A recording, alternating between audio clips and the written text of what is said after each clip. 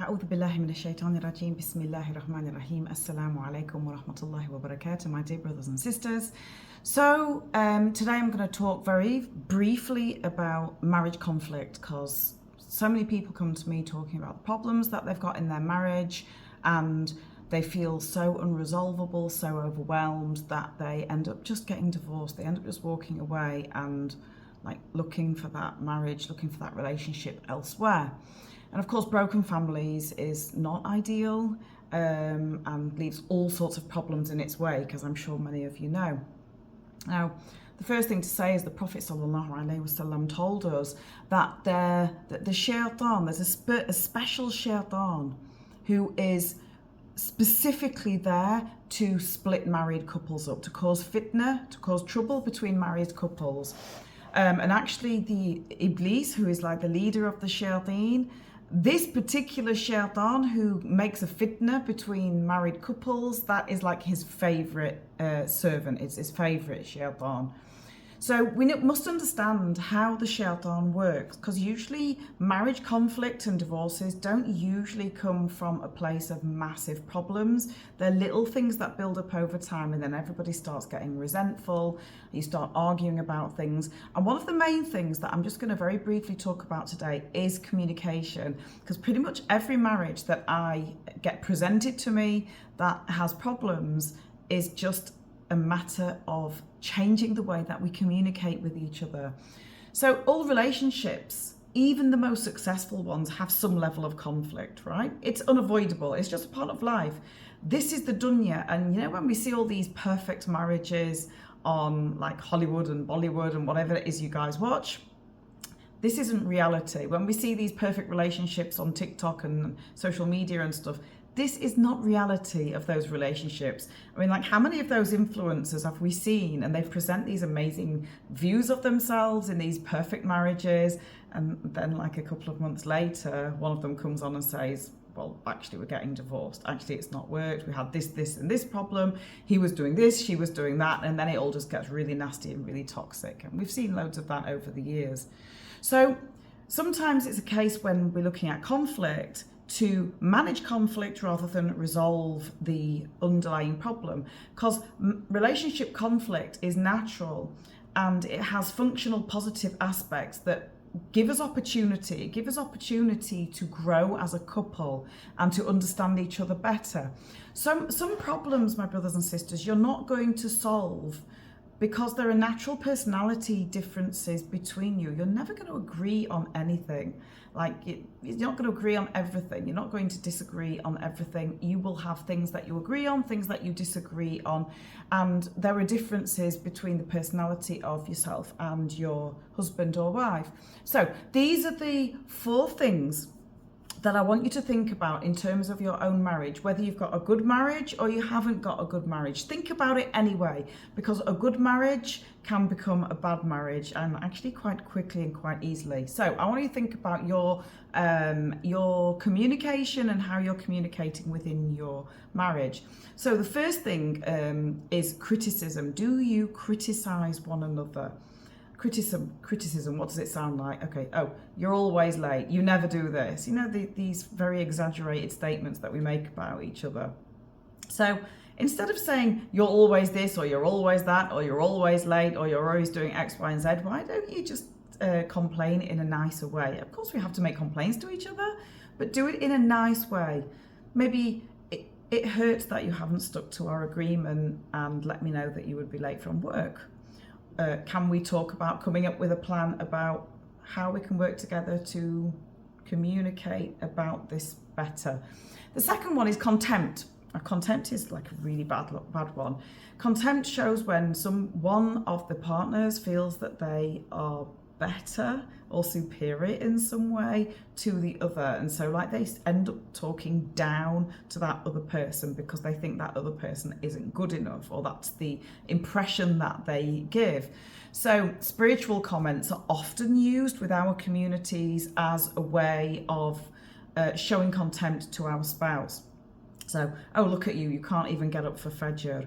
Or we might use a Quran or a Quranic ayah or a hadith to make the other person feel small. It's, oh, you can't speak to me like that, you're going to go to Jahannam, or you haven't done this, so you're destined for hellfire. Astaghfirullah al-Azim, subhanallah. We can't be saying things like that to each other. Islam is a very positive thing, and if you take some of Allah's words and you're using it to abuse your partner, and to criticize your partner and try and make them feel small, wow, this is a very, very big thing in Islam. So a typical example of that would be men talking about the obedience of the wife, but not doing it in a nice way, like they're doing it in just to have a go, basically, because they didn't have their own way, so they're having a tantrum. Brothers as well, talking about your ability to marry a second wife and using that as some kind of tool to revenge or hurt your wife or get what you want or whatever that looks like. This is not the way to navigate through a marriage, my dear brothers. Yeah, we all know if you want to go get another wife, you can go get another wife. You know, nobody can stop you from doing this. This is a right that Allah subhanahu wa ta'ala has given you. But it doesn't mean that you have to use that information to hurt your wife, because then you're doing dhulm on her, you're doing an oppression on her. And it's the same with sisters. Sisters, don't micromanage your husband. Don't micromanage his salah. Don't put pressure on him regarding financial performance, and maybe he's providing, but he's not providing that Mercedes that you want, or that designer hijab that you want, and all that stuff. So if we talk down to people, they're going to start being defensive, and they're going to start feeling really, really negative about you and about that relationship with you. So we have to be really, really careful. And when people do criticize each other and they do talk down to each other, it can lead to stonewalling. And of course, stonewalling is when people avoid conflict and they will just brush it under the carpet, and they'll tune out. And this is like quite a man thing to do sometimes, like tune out, go to the man cave, and they will just disappear, subhanallah. It usually happens as a result of defending oneself. If someone's being criticized, or they're being nagged at, or whatever, or somebody's talking down to them, then they might just withdraw emotionally and just stonewall and not want to talk about anything. Now, this is really, really dangerous, because what this does is it puts emotional distance and communication distance between the couple. It leads to this defensiveness. Did you cook dinner, for example? So, you know, a sister speaks to a husband, oh, did you cook dinner? I've been out at work all day. And he's maybe been in the house looking after the kids because it's his day off, or whatever that looks like. And he's like, are you kidding me? Like, you know, you've been at work all day and I've been looking after the kids at home, and, you know, and supporting the family in that way. And then now more demands are being put on me. So subhanallah, it's really important for us to communicate in a positive way. So sisters or brothers, whoever's been looking after the kids and whatnot that day, rather than demanding something because you've had a hard day at work and you think, oh, that person's been at home, maybe they haven't been doing that much, ask in a non-defensive way, like, I'm feeling a bit frustrated, it's not your fault, I've been really busy today, I'm running a bit behind, how about us getting a takeaway tonight? What do you think? Why don't we put the kids to bed and have a pizza and video night? Look at the change of atmosphere if you say things like that. And what's the result of this? Now, when a marriage is starting to go downhill and that communication is changing and things are getting into a negative cycle, there tends to be like less intimacy. This is one of the signs. Maybe somebody is complaining about finances. That's something that comes up really regularly, my brothers and sisters. They spend less time together. And when I'm talking about time together, I'm talking about quality time together, not just physically being in the same house or being in the same room as one another with your faces in your devices or, you know, zoning out and not taking any notice. I'm talking about real quality time together, which doesn't involve your phones at all whatsoever.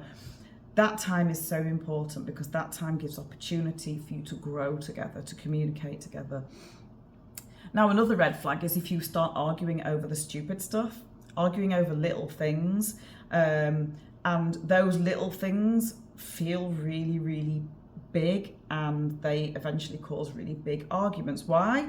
because it's like a mountain. If you get grains of sugar, they're small at first, right? Now, if you get 1 billion grains of sugar, you've got a whole hill of sugar. Now it's a block, right? Even those little grains. So if we have unresolved communication, unresolved arguments or conflicts, then we can very quickly make something very small seem absolutely unresolvable.